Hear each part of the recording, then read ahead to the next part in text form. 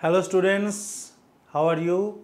Welcome again to Career Map Online. আমাদের ম্যাথসের concept booster series চলছে time and work chapter, যে চ্যাপ্টারে বেশ কিছু ইম্পর্টেন্ট কনসেপ্টের কোয়েশ্চেন আসে, যেগুলো আমি তোমাদের ধরে ধরে করাচ্ছি। অলরেডি আমাদের বেশ কয়েকটা টাইপ হয়ে গেছে। আজকের হচ্ছে 7 নম্বর কনসেপ্ট বা 7 নম্বর টাইপ, এবং একদম লেটেস্ট কোয়েশ্চেন্স থেকে তোমাদের আমি করাচ্ছি। এইগুলো করলেই আশা করি তোমাদের এই টাইপের থেকেই কোয়েশ্চেন কমন চলে আসবে, ঠিক আছে? তো আজকের কোয়েশ্চেন কি এসএসসি সিএইচএসএল 2021-এ এসছে, দেখো কি রয়েছে।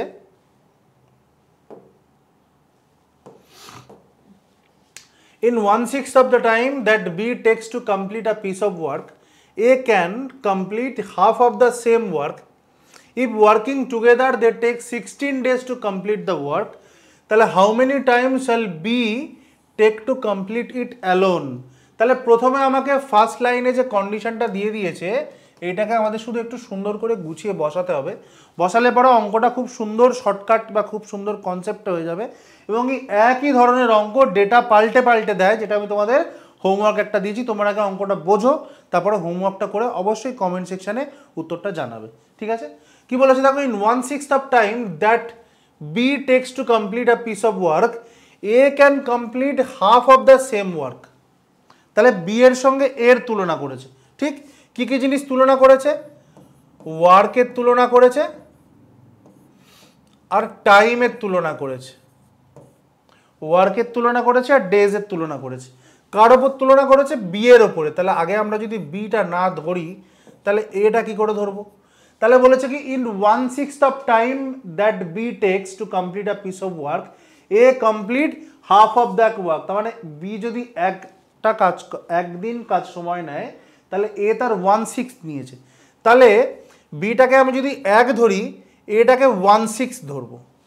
এটা আমাকে অঙ্কে বলেছে যে 1/6 অফ টাইম। তাহলে দেখো, এই 1 আর 1-এর 6 ধরলে আমাদের লাভ আলটিমেটলি কিছু হলো না, কারণ ফ্র্যাকশন চলে এলো। তাহলে এই ফ্র্যাকশনটাকে দূর করার জন্য আমরা কি করব? এটাকে 6 ধরবো, এটাকে 1 ধরবো, তাহলে হলো 1/6। দেখো 1/6 অফ টাইম। আর কি বলেছে?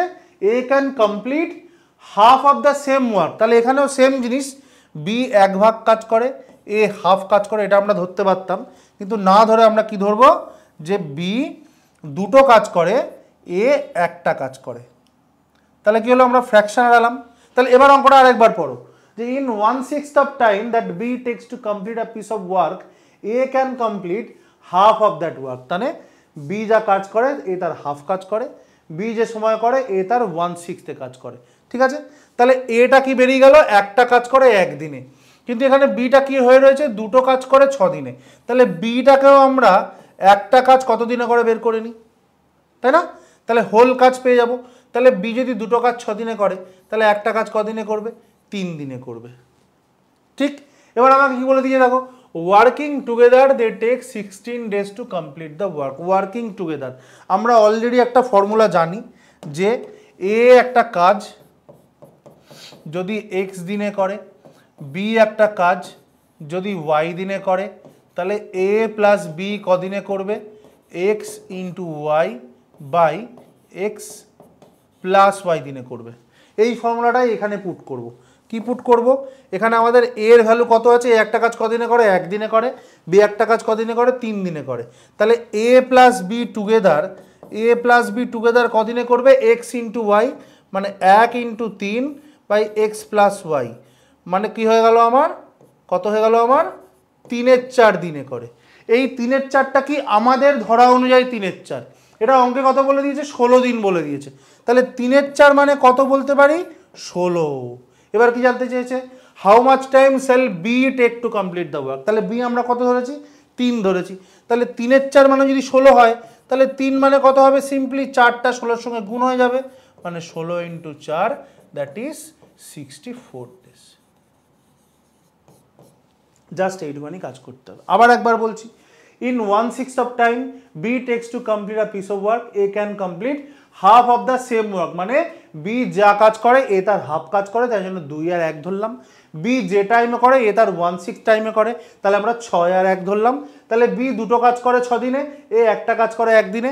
বিটাকে সুবিধার জন্য একটা কাজ করে কদিনে নিয়ে এলাম, একটা কাজ করে 3 দিনে।